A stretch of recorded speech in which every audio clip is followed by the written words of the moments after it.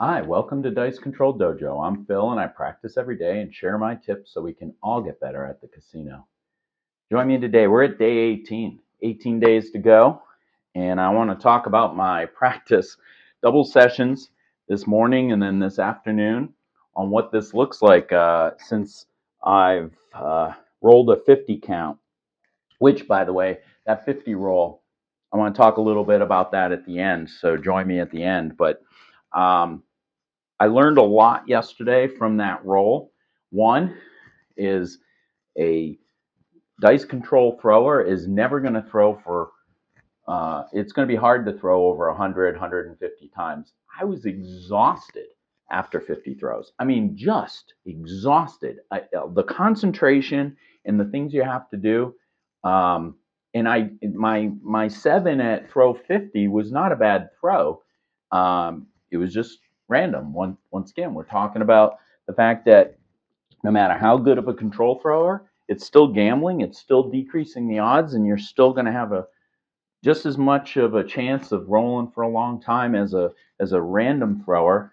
But hopefully, you hone your skills so that you can throw at least 8 or 10 or 12 times each time. So if you can do that, you're going to make a little bit of money every time, depending on your betting strategies. So, but what I really learned yesterday, I'm so super excited to get back. Last night I practiced. I got back from there and I was pumped up that I've been trying to get this going. That now I've changed up a little bit. Like I used to was grabbing these dice in the air like this. And if you're nervous and you're trying to hit these dice exactly the same each time, right? You may not grab them right. And if I'm on a casino floor and I realized the other day, that I can lean my arm against this. They're bringing these dice over here, so I'm kind of moving it there. I'm eyeing up where I want to throw, but when I go to grab them, my arm is resting on this armrest, and I am telling you, I can pick these dice up. I've been practicing it for 2 days, and I'm like, where have you been my whole life? So instead of being out here and I'm evening out my arm like I used to do, and picking it up and bringing the turn over, I'm bringing them in close here and rolling this arm down, and I'm putting it right there. So I'm tweaking. Make sure you know I'm tweaking this. I'm still gripping it the exact same way I always did. I like to do my 2 fingers holding it tight like this to keep them tight together. And then I'm setting up that middle finger so it's picking it up right at that 3, right at the edge of that 3. And my thumb is covering up these 2 die right here, right there. So that, once again, when I paint my fingers, I'm picking them up the exact same way each time. And I'm not painting them today so I can show you, like when I'm at a live casino and I don't have my paint, what I'm trying to do. And also, too, one of the things I always do when I'm picking them up and I'm not using my gripper is sometimes I come in straight in like this. I'll come in down like this, and it won't be a C per se. But here, I can remember to give myself a C, and I can pick these dice up so that it's a nice circle like this. And by doing so, I seem to have a very good control on the pickup. And then, 2, the most important thing about this is, what have I been talking about forever? Is my coaches have been like, you don't grip hard when you pick up the dice. It's a light pickup. It's just barely going to stay together. And you want it so if you did this, they drop right out. You want a light thing. Well, guess what? With my forearm against here, and me being able to precisely grip where I want the dice to go, when I go to pick up, I can also make it the lightest pickup because my forearm is it's like a fulcrum against my arm, and I'm able to just press this so gently. I can pick this up so gently, as opposed to if I'm here and I'm nervous, and I'm trying to pick them up. I don't want to drop the dice, so I grab them a little more. And by doing this, I'm able to just really just get in here and just the lightest pickup like this. And now they are so light. Look, they slip right out of my hands. And I can get that very precise. I am so super excited. The hell with my money made on the 50 throw. What I discovered by doing this could change the way I throw for the rest of my life. Even if I'm an older man and I'm losing dexterity, being able to have my forearm based against this thing will get my hand-eye coordination a little bit better.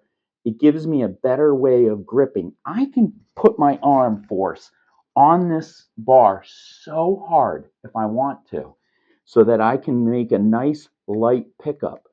Or I could make it light against here. I don't need to be hard, but I'm trying to figure out what the best way of doing it is. I like coming in and pressing my forearm pretty hard against here.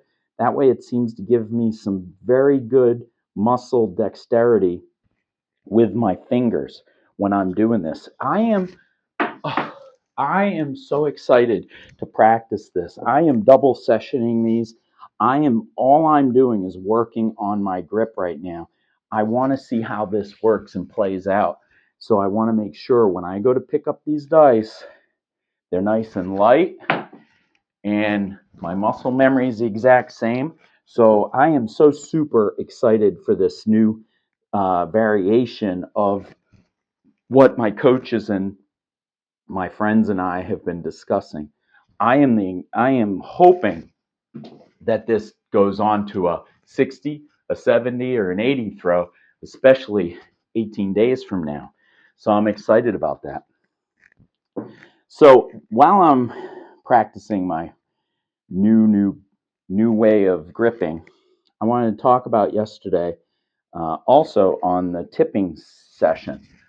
So I put a $3 on the all tall small, and I was I was, I want to make sure you guys know these dealers work their butt off, and they deserve everything they get. And I noticed at my casino that the gentlemen that joined me during the week playing, they tip the bejeebas out of the dealers. They do a really good job, and I'm very happy that they can make some money on that, because the tables usually aren't very hot, and they're still making some money because they're putting the bets down. But yesterday, I was super excited because, when I put a bet down, um, if I have a bet down on my pass line bet, I always put $1 here and here. And that way, if I hit the point, the dollar pays out. And then they pay for this dollar, and they take that, and I move this right in here.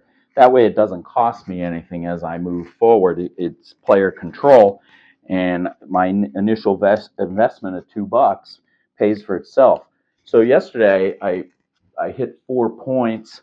They made $8 on that, but I had $1 on the all tall small, and they made on the small 35, on the tall 35, and then on the make them all for $1, they made 175. So they made 245 on my roll, and I couldn't it couldn't be for a better box man. He was very nice. He was cordial, and they were very nice, and they deserve every bet that they get. So once again, making sure that we're helping out these casino employees, and making sure they're making the money that we want to make too. Because if they're in it with us, they were so excited that they got paid and made a lot of money. So they had a very good day. They were very happy with me, and hopefully the next time I show up there, if they remember me, they'll be like, "Oh, this guy, let him play." And hopefully I'm able to throw a little bit without getting too much grief, because they know that they're going to make money. So make sure you tip your dealers. I'm going to be practicing the bejeebas out of this thing, and I'm going to keep you updated on that. Join me tomorrow on day 17. we're ready to go. I'm feeling stoked to get into that casino and seeing if I can throw for a long, long time.